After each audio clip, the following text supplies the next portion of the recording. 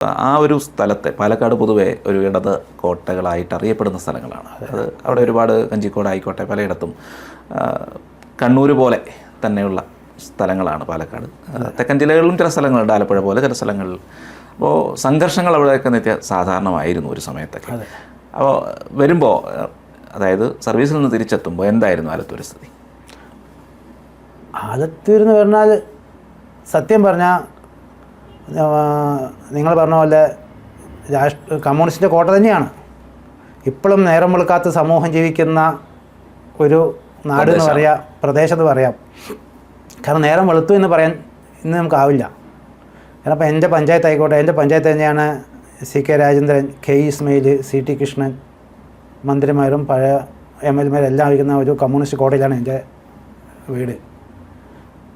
ഇന്നും എന്തെങ്കിലും പരിപാടി ഉണ്ടെങ്കിൽ അവരുടെ ആ പ്രവർത്തനം കണ്ടാൽ നമ്മൾ കരുതും നമ്മൾ ഇപ്പോഴും 17th 18th ജീവിക്കുന്ന പോലെ നമുക്ക് തോന്നുക. കാരണം ടെക്നോളജി AI ആയിട്ടും അവരിപ്പോഴും കാൽനടയിലാണ് ജീവിക്കുന്നത്. അത് വെച്ചാൽ അവരുടെ സമൂഹം വിദ്യാസമ്പന്നനായിക്കഴിഞ്ഞാൽ കമ്മ്യൂണിസ്റ്റ് ഉണ്ടാവില്ലല്ലോ. അപ്പോൾ അവരിപ്പോഴും അതിനെ ചവിട്ടിത്തേച്ച് ഒതുക്കി കൊണ്ട് പോകുന്നതുകൊണ്ട് ഇപ്പോഴും അതുപോലെയൊക്കെ പോകുന്നുണ്ട്. പക്ഷേ എൻ്റെ ഈ പ്രശ്നത്തോടു കൂടി ഏകദേശം സംഘർഷമൊക്കെ അവസാനിച്ചു. അതിനുശേഷം ഇതുവരെ സംഘർഷം അവിടെ ഇതുവരെ ഉണ്ടായിട്ടില്ല. എന്തായിരുന്നു ഇതിനൊക്കെ ഒരു കാരണമായത്? ഇങ്ങനെ ഒരു പ്രശ്നത്തിലേക്ക് പോകാനുള്ള കാരണം അവിടെ സംഘർഷം ഉണ്ടായിരുന്നോ അതോ? അത്ര വലിയൊരു രാഷ്ട്രീയ പ്രശ്നങ്ങളൊന്നും അവിടെ ഇല്ല. പാർട്ടിയുടെ വളർച്ച, കാരണം ഞാൻ പെൻഷന് വന്ന ശേഷം ആക്റ്റീവ് ഇറങ്ങി പാർട്ടിക്ക് ഉണ്ടായിരുന്ന വോട്ട് 3 അക്കത്തിലായിരുന്നു. അത് ഉയർന്ന് വലിയൊരു സംഖ്യയിലായി. പിന്നെ കമ്മ്യൂണിറ്റി ഒരു ഘടകമാണല്ലോ, ജാതീയമായിട്ടും കുറേ വോട്ടുകളുണ്ടല്ലോ. നമ്മൾ സമൂഹത്തേക്ക് ഇറങ്ങുമ്പോൾ ആ സമൂഹത്തിലെ ഉന്നതമായ കുടുംബം അല്ലെങ്കിൽ ഉന്നതമായ ആൾക്കാരുടെ ജാതി ഇതൊക്കെ ഒരു വിഷയമാണല്ലോ. ഒരാൾ ഉയർന്നു പോകുമ്പോൾ അയാളെ കലി പിടിച്ച് വലിച്ച് താഴെയിട്ടില്ലെങ്കിൽ ഞങ്ങളുടെ പ്രസ്ഥാനം നശിക്കുമെന്നുള്ളൊരു ചിന്താഗതി, കമ്മ്യൂണിസ്റ്റ് ചിന്താഗതിൻ്റെ ഭാഗമാണ് ഈ ഒരു സംഘർഷം. അല്ലാതെ ഞാനായിട്ട് അവിടെ ഒരു സംഘർഷം ഉണ്ടാക്കിയിട്ടില്ല. നമ്മൾ ഏറ്റവും കൂടുതൽ നമ്മൾ ജാതിയോ മതമോ പാർട്ടിയോ നോക്കാതെയായിരുന്നു നമ്മളെല്ലാവരും സഹായിച്ചുകൊണ്ടിരുന്നത്. അതിൽ കമ്മ്യൂണിസ്റ്റുകാരും സഹായിച്ചിട്ടുണ്ട്, പലരും സഹായിച്ചിട്ടുണ്ട്. ഒരു സഹായം തേടി വന്നാൽ നമ്മൾ ആരെയും പിന്തിരിപ്പിക്കില്ല. അങ്ങനെ സഹായിച്ച് പോയ അവസ്ഥയിൽ നിന്നാണ് എനിക്കൊരു അനുഭവം ഉണ്ടായത്. അതിന് മുന്നേ എന്തെങ്കിലും അറിവുണ്ടായിരുന്നു ഇങ്ങനെ ഒരു പ്ലാനിങ് ഉണ്ട് എന്നുള്ളത്, അല്ലെങ്കിൽ ചാൻസ് ഉണ്ട്, സാധ്യതയുണ്ട്? പൊതുവെ അങ്ങനെ ഇടതുപക്ഷ മേഖലകളിൽ ഇങ്ങനെ ഒരു പ്രശ്നങ്ങളുണ്ടെങ്കിൽ നമ്മളത് പ്രതീക്ഷിക്കാറുണ്ട് പലപ്പോഴും, ഇങ്ങനെയൊക്കെ ഉണ്ടാകും എന്നുള്ളത്, നമ്മൾ ടാർഗറ്റ് ചെയ്യപ്പെടുമെന്നുള്ളത് ഉണ്ടാകാറുണ്ട്, ശ്രദ്ധിക്കാറുണ്ട്. അപ്പോൾ അങ്ങനെ എന്തെങ്കിലും സാധ്യത തോന്നിയിരുന്നോ? തീർച്ചയായും ഈ സംഭവം നടക്കുന്നതിൻ്റെ തലേ ദിവസം വരെ ഒരാഴ്ച ഞാൻ നാട്ടിലുണ്ടായില്ല. ഞാൻ സേലത്ത് വേറെ ഒരു കാര്യത്തിന് വേണ്ടി പോയിട്ട് ഞാൻ 1-ാം തീയതി രാത്രിയാണ് വീട്ടിലെത്തിയത്. അപ്പോൾ 2-ാം തീയതി വന്നപ്പോഴാണ് അറിഞ്ഞത്. 2-ാം തീയതി കാലത്ത് ഞാൻ തിരിച്ച് പോകാൻ നിൽക്കുകയായിരുന്നു. 2 ദിവസം കൂടി അവിടെ പോയ കാര്യം ബാക്കിയുണ്ടായിരുന്നു, പോകാൻ നിൽക്കുകയായിരുന്നു. അപ്പോൾ അന്നാണ് ഞങ്ങളുടെ കൂടെയുള്ളവർ പറഞ്ഞത്, നാളെ 2-ാം തീയതി ഹർത്താലാണ് ശിവ, നമുക്ക് പോകണ്ട, നമുക്ക് 3-ാം തീയതി കാലത്ത് നേരത്തെ പോവാം എന്ന് പറഞ്ഞ് ഞങ്ങൾ പ്രോഗ്രാം ചേഞ്ച് ചെയ്തു. ഹർത്താലായിരുന്നു? CPM-ൻ്റെ ഇടതുപക്ഷമാണല്ലോ ഇവിടെ ഹർത്താൽ ഏറ്റവും കൂടുതൽ നടത്താറ്. എന്തിൻ്റെ ഹർത്താലായിരുന്നു. അപ്പോൾ ഞാൻ അതിന് പോകണ്ടെന്ന് വെച്ച് ഞങ്ങൾ പിന്നെ അന്ന് പരിപാടി ക്യാൻസൽ ചെയ്ത് വൈകുന്നേരം വരെ ഞാൻ വീട്ടിൽ കിടന്ന് ഉറങ്ങി തീർത്ത്. വൈകുന്നേരം ഇപ്പോൾ 2 ഫ്രണ്ട്സ് വന്നു, അവരുടെ കൂടെ നടക്കാൻ ഇറങ്ങിയതാണ് പുറത്തോട്ട്. നടന്ന് ഷോപ്പിൻ്റെ അവിടെയൊക്കെ പോയി നടന്ന് തിരിച്ച് വന്ന് വീട്ടിലോട്ട് കയറുമ്പോഴാണ് ഈ പുറകിലൂടെ വന്നിട്ടുള്ള ഈ രാത്രി 9:00 അറ്റാക്ക്.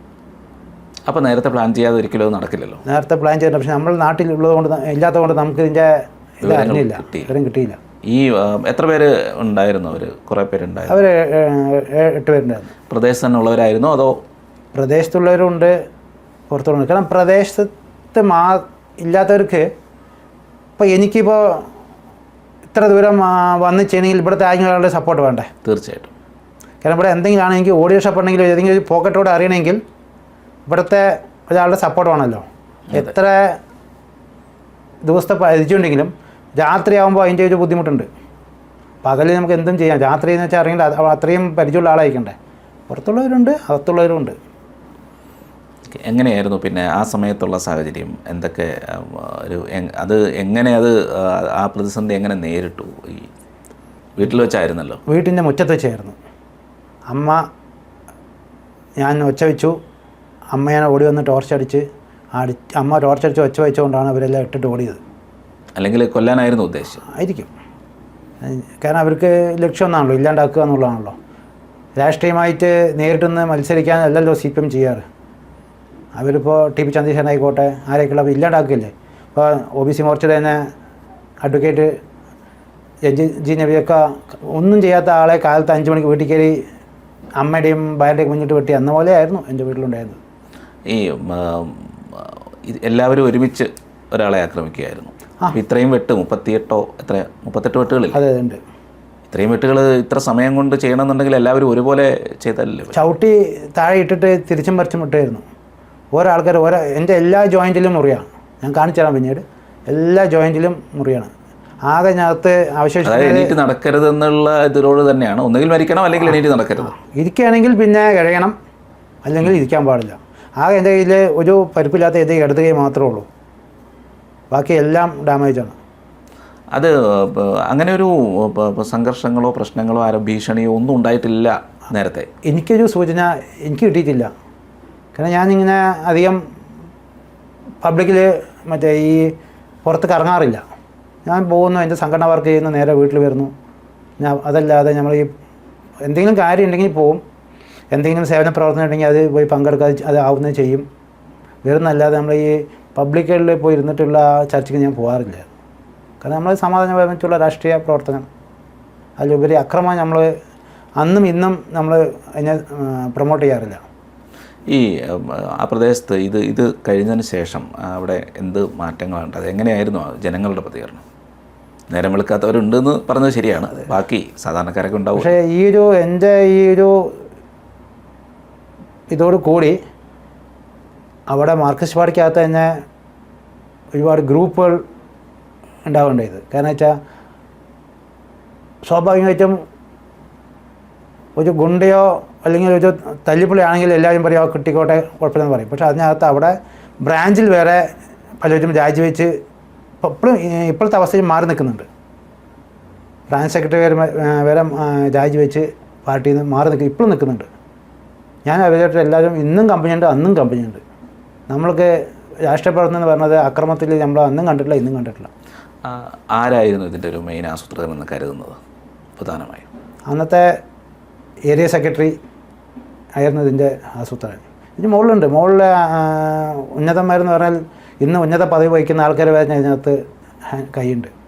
എങ്ങനെയാണ് പിന്നെ അതിൽ ചികിത്സയുമൊക്കെ കഴിഞ്ഞ് എങ്ങനെയാണ് ഈ ഒരു സാഹചര്യത്തിലേക്ക് എണീറ്റ് നടക്കുന്ന രീതിയിൽ എണീറ്റ് നടക്കാതിരിക്കാൻ ശ്രമിച്ചവരുടെ മുന്നിൽ എണീറ്റ് നടക്കുന്ന ഒരു സാഹചര്യമാണ്? അതെൻ്റെ ഒരു വാശി കൂടിയായിരുന്നു. കാരണം വെച്ചാൽ അന്ന് ഇത് സംഭവിച്ചിട്ട് ഞാൻ തന്നെയാണ് ഈ കൈയെല്ലാം എടുത്ത് ഞാൻ തന്നെയാണ് ഉടുത്ത മുണ്ടിനെ വെച്ച് ചിറ്റി ഇഴഞ്ഞ് കാറിനകത്ത് കയറാൻ ഞാൻ ശ്രമിച്ച ബ്ലഡ് കൊണ്ട് കാറിനകത്ത് കയറാൻ പറ്റിയില്ല. പിന്നെ ആൾക്കാരെല്ലാം വന്ന് ഫ്രണ്ട്സൊക്കെ വന്ന് നമ്മുടെ പ്രവർത്തകരെല്ലാം വന്ന് എത്രയും പെട്ടെന്ന് ഹോസ്പിറ്റലിൽ കൊണ്ടുപോയി. ഹോസ്പിറ്റലിൽ എത്തുന്നവരെ ഞാൻ സംസാരിച്ചാണ് പോയത്. വഴിയിൽ പെട്രോൾ അടിക്കാൻ വണ്ടി കയറ്റി എനിക്ക് വെള്ളം വേണം പറഞ്ഞ് എനിക്ക് 2 കുപ്പി വെള്ളം വാങ്ങിച്ചു തന്നിട്ടുണ്ട്. ഹോസ്പിറ്റലിൽ എത്തുന്നവരെ ഞാൻ ഇത്രയും ബ്ലഡ് പോയിട്ട് ഇത്രയും ഡാമേജ് ആക്കിയിട്ട് പോലും ഞാൻ സംസാരിച്ചിട്ട് വണ്ടി ഓടിക്കുന്നതിൽ കൂടെ എല്ലാവരോടും ഞാൻ സംസാരിച്ചിട്ടാണ് പോയത്. ഹോസ്പിറ്റലിൽ എത്തിയ ശേഷമാണ് ബ്ലഡ് ഫുൾ ഔട്ടായിട്ട് എൻ്റെ ഓർമ്മ നഷ്ടപ്പെട്ടിട്ടുള്ളൂ. എത്ര ദിവസം?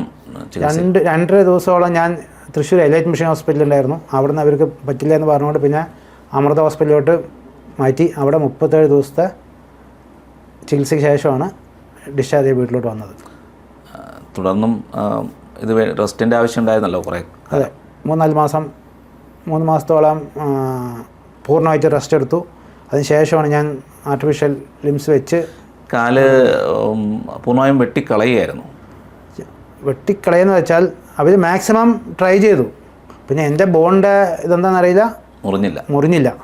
പിന്നെ ട്രീറ്റ്മെൻറ്റിൻ്റെ ഭാഗമായിട്ട് ഇനി അവിടെ നിന്ന് മുറിച്ചാൽ മാത്രമേ, കാരണം ടിഷ്യൂസും അടുത്തുള്ള മസിൽസ് എല്ലാം നഷ്ടപ്പെട്ടിട്ട് യാതൊരു വിധത്തിലും ബ്ലഡ് പാസ്സാവുന്നുണ്ടായിരുന്നില്ല.